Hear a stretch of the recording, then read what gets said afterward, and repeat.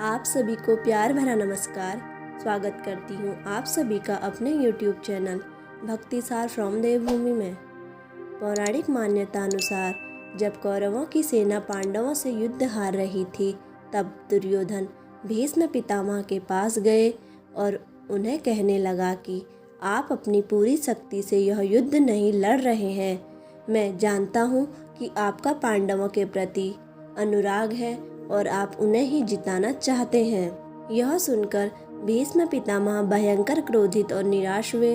तब उन्होंने अपनी निष्ठा एवं दृढ़ता को प्रकट करने के लिए तुरंत ही 5 सोने के तीर लिए और उन्हें मंत्रों की शक्ति से युक्त करने लगे।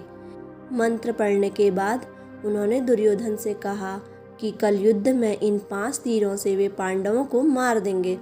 पांडवों के मारे जाने से युद्ध का अंत हो जाएगा और तुम्हारी जीत निश्चित हो जाएगी। लेकिन दुर्योधन को भीष्म पितामह की बातों पर विश्वास नहीं था।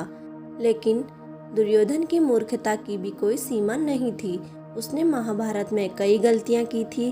उन्हीं गलतियों में से एक यह गलती भी थी कि उसने भीष्म की बातों पर विश्वास नहीं किया और इसे मजाक समझा। ऐसे में उसने भीष्म से वह 5 तीर ले लिए और कहा कि वह उन्हें कल सुबह यह तीर दे देगा। अभी यह 5 तीर मेरे ही पास रहेंगे। सूर्यास्त के युद्ध के पश्चात सभी अपने अपने शिविरों में रहते हैं।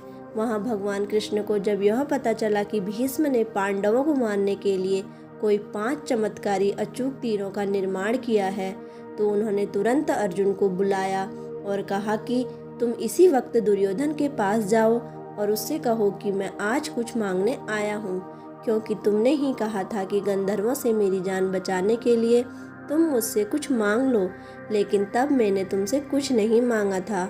आज मांगने आया हूँ, क्या तुम देने के लिए तैयार हो? अर्जुन दुर्योधन के पास जाकर ऐसा ही कहते हैं और वे दुर्योधन के शिविर में जाकर दुर्योधन की अपने वादे की बात याद दिलाते हैं, जबकि अर्जुन ने एक बार दुर्योधन को गंधर्वों से बचाया था। कुछ देर तक दुर्योधन इस सोच में पड़ जाता है और फिर कहता है, अच्छा मांग लो। तब अर्जुन उनसे पुनः वचन लेता है कि क्या तुम सचमुच वचनबद्ध हो और मुझे वह दोगे जो मैं मांगूंगा? दुर्योधन कहता है कि अब मांग ही लो, मैं वचनबद्ध हूँ। निश्चित ही मेरा वचन खाली नहीं जाएगा और मैं एक क्षत्रिय हूँ और अपना वचन निभाऊंगा।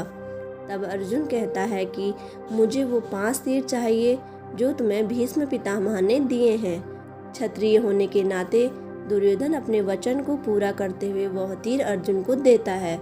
इस प्रकार महाभारत युद्ध में पांडवों को मारने के लिए दुर्योधन के पास कई ऐसे मौके आए, लेकिन उसने हर बार मौकों को गंवाया ही था। पांडवों के साथ श्री कृष्ण थे और उनकी विजय निश्चित थी। इसलिए भगवान श्री कृष्ण ने लीला रचकर बहुत बार पांडवों को दुर्योधन से बचाया था। दोस्तों, अगर आपको हमारी ये वीडियो अच्छी लगे तो प्लीज़ हमारे चैनल को लाइक, शेयर और सब्सक्राइब जरूर करें। धन्यवाद।